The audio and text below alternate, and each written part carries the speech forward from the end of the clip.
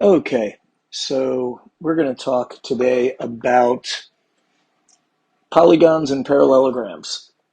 Chapter's about quadrilaterals, which is a fancy name for four-sided polygon, which I think most of you guys already knew. Quadrilateral, four sides. But first, we're going to go over some properties of polygons in general, mainly polygons and angles. So, quick review. A regular polygon has all congruent sides and angles. Okay, here are their names. Here's some pictures to help you remember. And the diagonal of a polygon is the part of a polygon that connects two vertices. Those vertices cannot be consecutive. They can't be right next to each other. For example, S, which is a point and a vertex. Vertex is a fancy word for corner. Vertices is the plural. You can't connect S and R with a diagonal. They're already connected with a side. An actual side of this 1, 2, 3, 4, 5 five-sided polygon we call a pentagon. But the segment connecting P and S and P and R, those segments, they are diagonals because they are non-consecutive, which is a fancy way of saying not next to each other. Non-consecutive is not next to each other. Okay? This table and this formula I'm about to give you looks a little bit daunting, but it's not quite as bad as it looks. So in a triangle, you know all the angles add up to 180 degrees, or you should by now. It's angles 1, 2, and 3. One way to look at a quadrilateral is you can take a quadrilateral and you can put a diagonal through it and you can get two triangles. Well, each of these triangles has three angles that add up to 180. So in a quadrilateral, all four larger angles, combined angles, add up to 360. So if you have three sides, you get 180 degrees of interior angle. If you have four sides, you get 360 degrees of interior angle. A pentagon, a five-sided polygon, if you draw two diagonals through it that don't draw any crisscross overlapping diagonals, but just draw two diagonals from the same vertex, you get three triangles. And three triangles, each triangle with interior angles adding up to 180, gives the pentagon a total of 540 degrees of interior angle. So five sides gets you 540 degrees. A hexagon, a six-sided polygon, can be thought of as being a combination of four triangles if you draw the diagonals correctly. And that fourth triangle gives us another 180 degrees to play with, creating a total of 720 degrees of interior angle when you have six sides. So the formula for this is, really the part you have to know from this, is if you have n sides in a polygon, doesn't have to be a regular polygon, okay, you can draw non-intersecting diagonals to get n minus 2 triangles. Three sides, one triangle. Four sides, 4 minus 2, two triangles. Five sides, 5 minus 2, three triangles. Six sides, 6 minus 2 is four triangles. Take that number n minus 2, multiply it times 180. That is the sum of interior angle measures. In other words, what you get when you add up all of the angles inside any polygon. So the whole three angles inside a triangle add up to 180 was really just the start of how to look at all sorts of polygons. Here is the formula summed up in a separate little box for you. That's the biggie. The number of sides there are. But subtract 2 from the number of sides, multiply by 180. That gives you the total if you have this angle, this angle, this angle, this angle, this angle.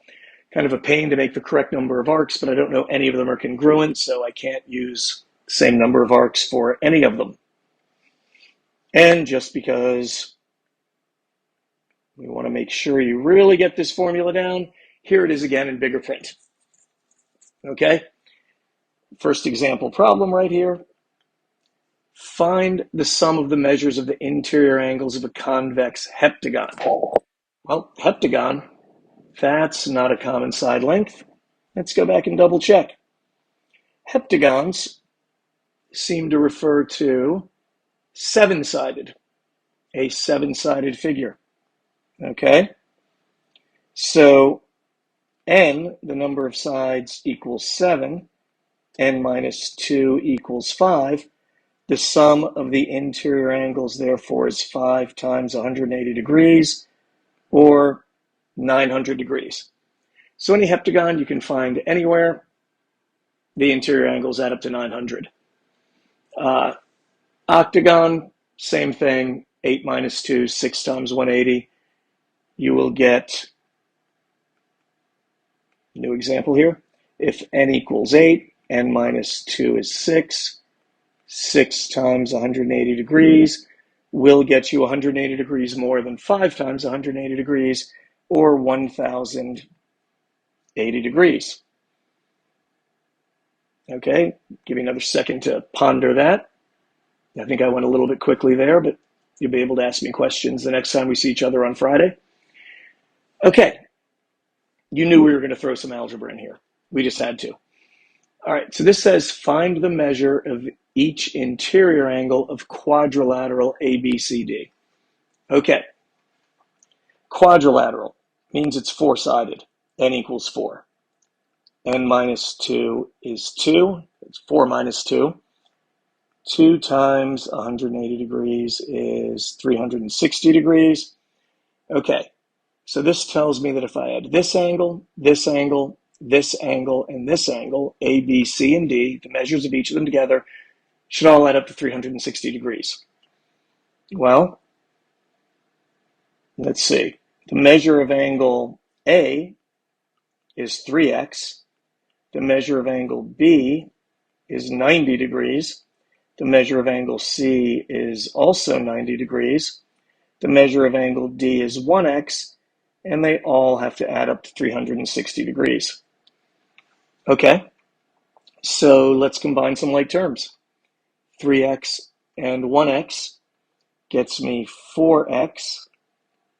90 plus 90 gets me 180 degrees. Now we subtract 180 degrees from both sides, and we get 4x equals 180 degrees.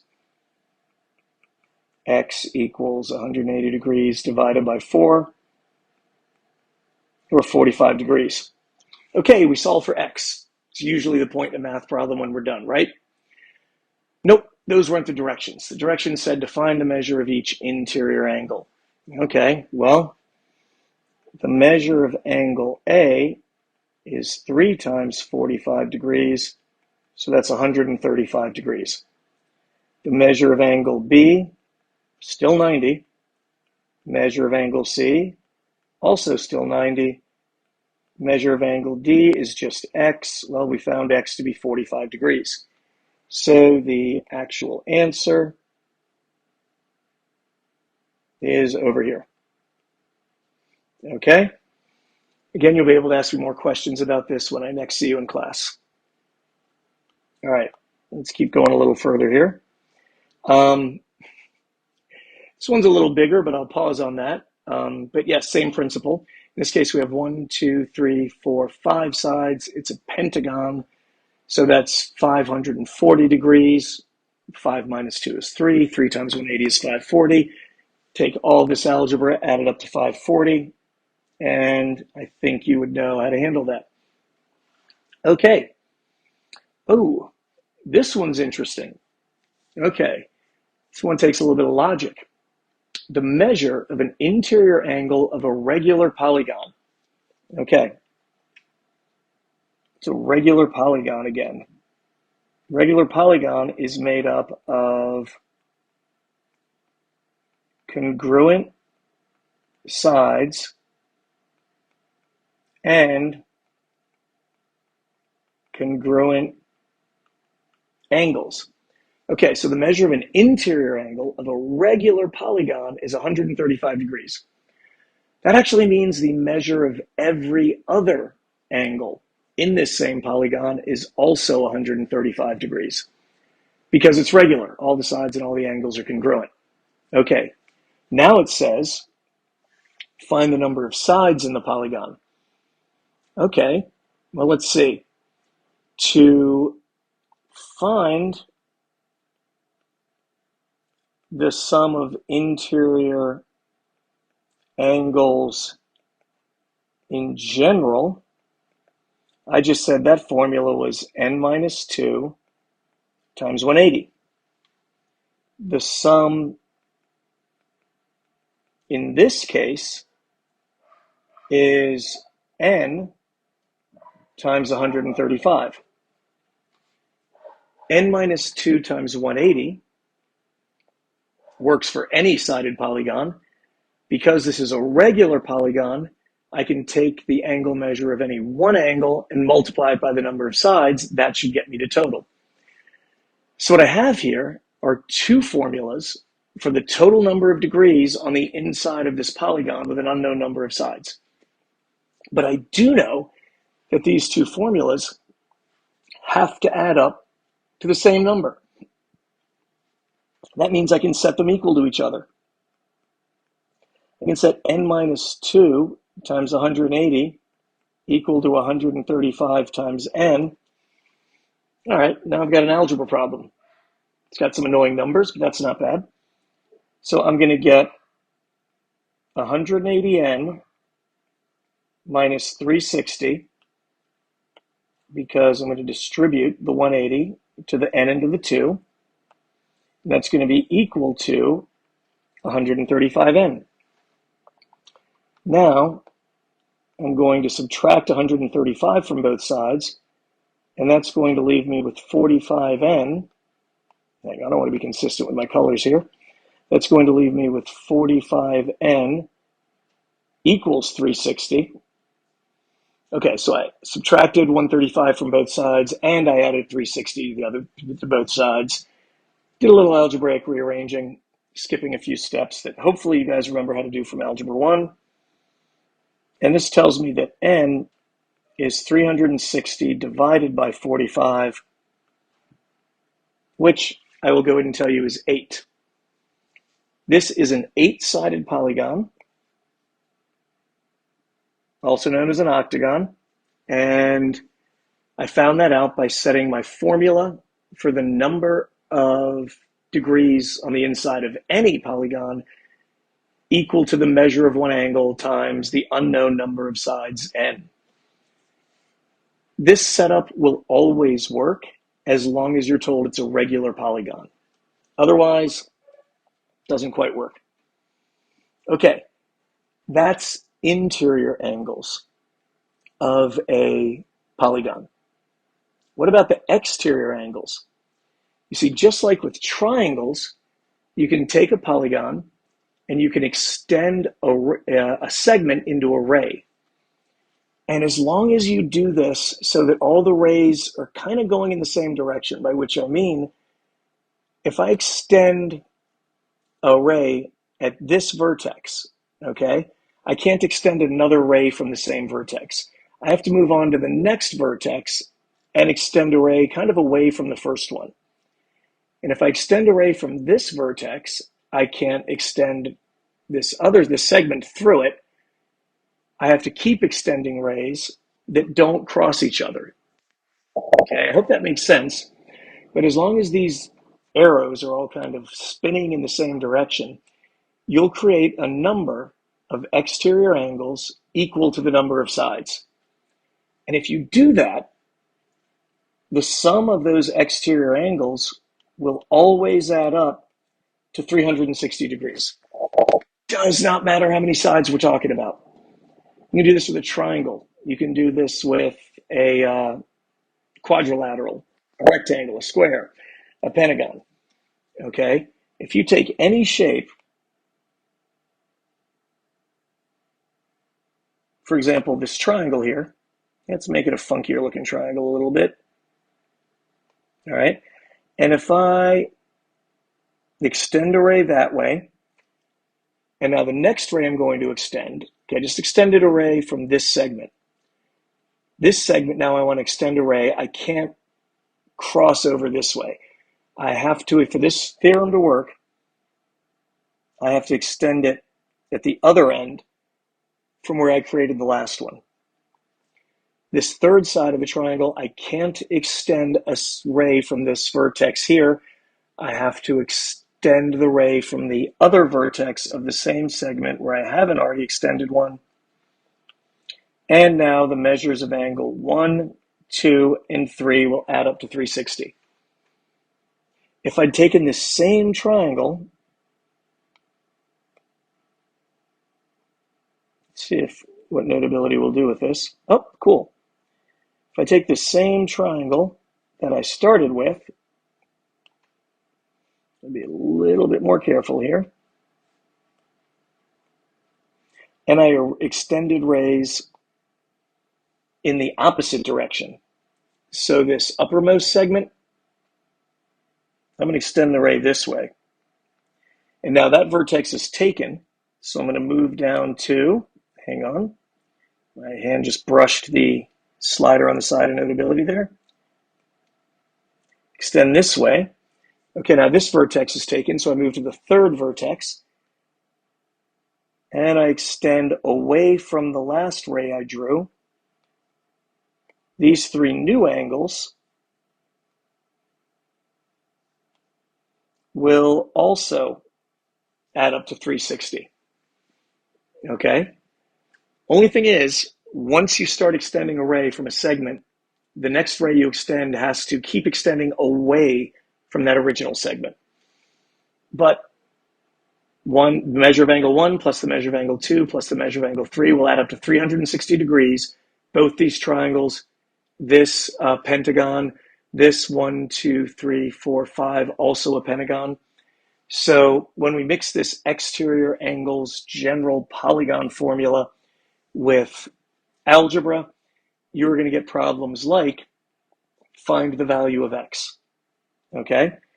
Well, take all these exterior angles, like the one that they call 2x minus 5, plus the one they call 3x plus 10, plus the one they call 6x minus 5, plus 2x, plus 5x, set them equal to 360, combine like terms and solve. By the way, these parentheses weren't strictly necessary. I just wanted to make it easier to see that this 2x minus 5, for example, came from this 2x minus 5. And the same for this 3x plus 10. When you're just adding a bunch of terms together, the parentheses don't change the algebra. So combining the like terms in this case would be 2x plus 3x plus 6x plus another 2x plus 5x. So that's 5, 11, 13, 18x. And then minus 5 plus 10 is 5. Minus another 5 is 0. So it looks like all the constant terms cancel out. 18x is equal to 360. X will be equal to 20.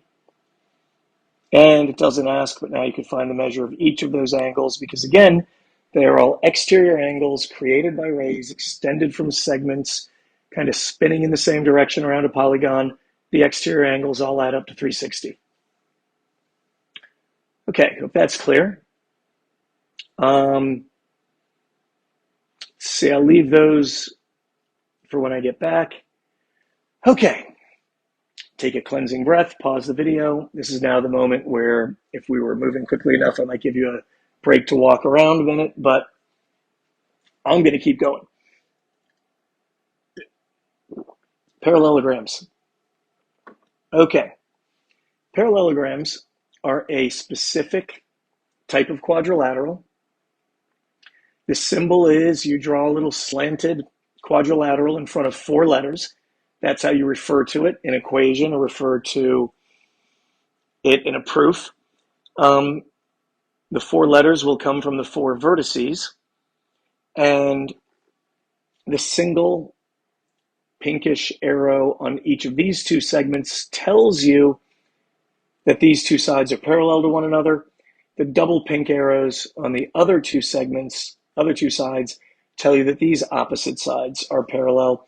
And that is actually the definition of a parallelogram. Opposite sides are parallel. If you just tell me this is a parallelogram and don't even put those arrows in, I can tell you that AB must be parallel, segment AB, excuse me, to CD, and I can tell you that AD must be parallel to BC. Don't forget this little symbol is kind of the verb in math that means is parallel to. Parallelograms. Lots of fun things to learn about those coming up. Okay. Going to give a lot of theorems that all begin with the same if statement. Remember if-then logical statements? Okay. If a quadrilateral is a parallelogram, then its opposite sides are congruent. JK and ML are opposite sides of this parallelogram. They are parallel and congruent. JM and KL are also opposite sides of this parallelogram. They're also congruent as well as parallel. Okay? Here's another statement. If a quadrilateral is a parallelogram, then its opposite angles are congruent. So angle J, just because it's opposite angle L in a parallelogram, is automatically congruent to angle J.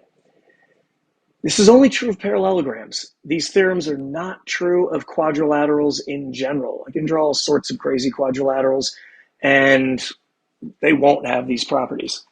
But if I tell you the specific type of quadrilateral we're looking at is a parallelogram, these things are true.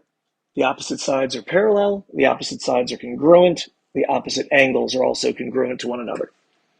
Okay? Of course, we're not done yet.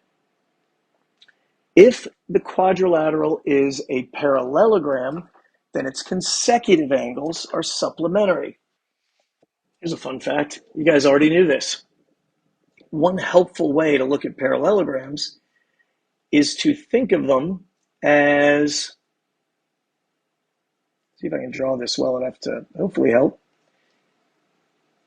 is to think of 2 of their sides as parallel lines because they're parallel segments, so that's not such a stretch. And think of one of the other non-parallel sides as being a transversal.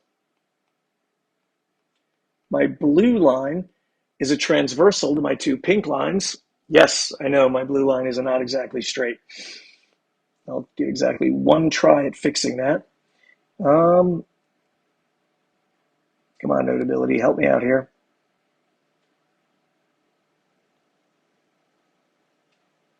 All right, there we go. That's a transversal cutting across these 2 pink parallel lines as transversals do.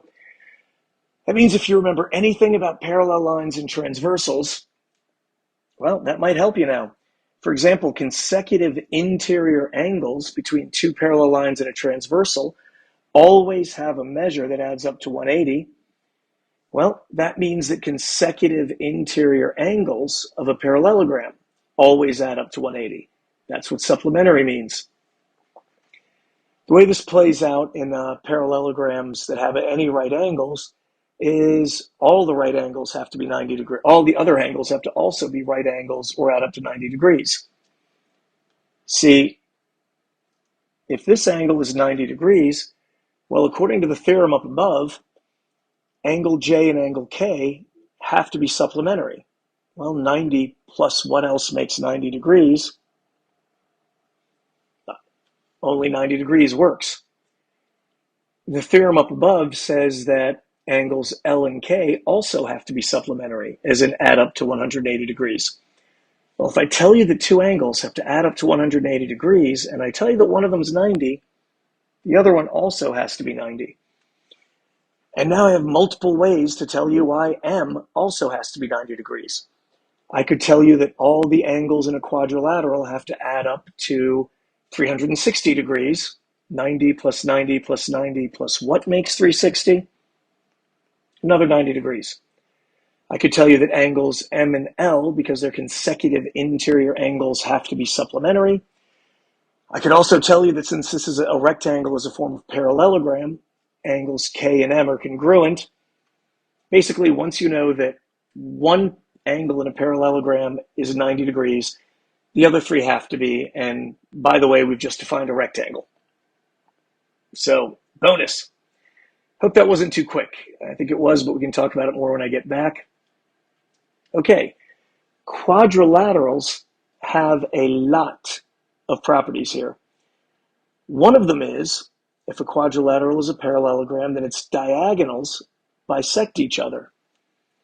That means not only does this parallelogram have congruent opposite sides, it also further splits, okay, each of its diagonals into sets of congruent segments. So when the diagonals intersect each other, the shorter segments that are created by that intersection are always bisected, meaning PD is congruent to PB and AP is congruent to PC. This looks like a kite that's been sewed together too many times. Anyway, I think this is the last one for a minute. Yes, this is the last one for a minute. If a quadrilateral is a parallelogram and you draw one diagonal across it, again, a diagonal connects non-consecutive vertices, corners that aren't next to each other, then the diagonal separates the parallelogram into two congruent triangles. If you had to prove this, it wouldn't be that hard. Okay? We've drawn this diagonal. We know it's congruent to itself. If we're told this is a parallelogram, we automatically know opposite sides are congruent. AB and CD are not the only opposite sides. BC and AD also are congruent. So at this point, we could use SSS, side, side, side, to prove the triangle ABD is congruent to triangle CDB. If you're listening carefully, hopefully I got those letters in the right order. Other properties of parallelograms tell us that opposite angles are congruent. So angle A is congruent to angle C, which would let us use side, angle, side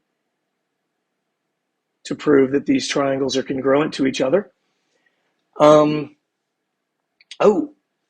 AB is also parallel to CD, which makes this angle at B congruent to this angle at D.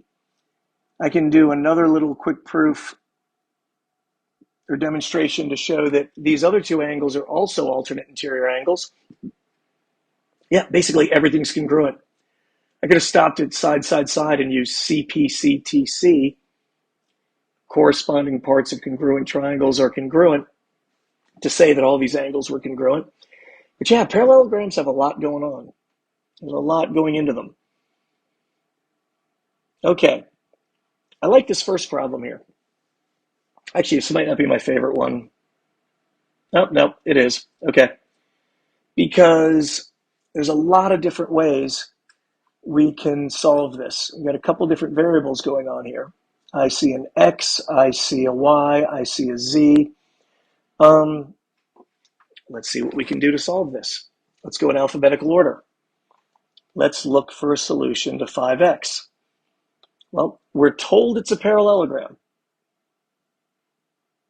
As long as you've got this sentence here, do you want to try and underline a little better? As long as we've got this sentence here that says, if QRST is a parallelogram, find the value of the indicated variable. All right, it's a parallelogram. What do we know? Opposite sides are congruent. That means 5x is equal to 27. X is equal to 27 fifths. There's no real promises in life that you will always get nice numbers. So yeah, this is going to, I like improper fractions. You are welcome to leave it like this as long as you are sure that it's in simplest form. 27 is only evenly divisible by 1, 3, 9, and 27. None of those are multiples of 5, so this is a great final answer. If you would rather change it to 5 and 2 fifths, that's fine, but again, I prefer the improper fraction. All right, that's x taken care of. Let's see what else we know about y. 2y minus 5 seems to be the length of this segment, and y plus 4, they seem to be telling us the length of this segment. These two segments are parts of a diagonal, the diagonal RT. It is bisected by the diagonal QS. Okay, well, if QS, since diagonals of a parallelogram bisect each other, QS must cut RT directly in half, so y plus 4 must equal 2y minus 5. Cool. I'm going to subtract y from both sides, and you know what? While I'm at it, I'm going to add 5 to both sides. And that should get me, the y's going away, 9 over here, 2y minus y is just y, the 5's go away. Looks like my answer is y is equal to 9. Okay? That just leaves z. Running out of colors that I like. All right, when in doubt, go with basic black. Okay, but that won't work very well for a highlighter, so I'm going to highlight those two in my quest for z. Let's see, 3z is the measure of this angle down here, the one that's on the bottom there at the vertex S. And remember, it's a parallelogram, so I know that side QR is parallel to side ST. That makes QS, this other diagonal we haven't talked much about yet, except that it bisects RT, that makes this a transversal, which makes 3z here an alternate interior angle with 33 degrees. Now, fun fact about alternate interior angles, if they're created by parallel lines, then they're congruent. So I know that 3z degrees equals 33 degrees. Z is 11 degrees. Okay, so quadrilaterals, or at least parallelograms rather, make a kind of nice little review of a lot of stuff we've already done. If you've completely forgotten how parallel lines and transversals work, you've got some things to relearn from scratch.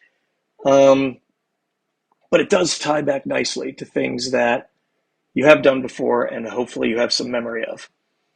All right, so that is a little bit about parallelograms.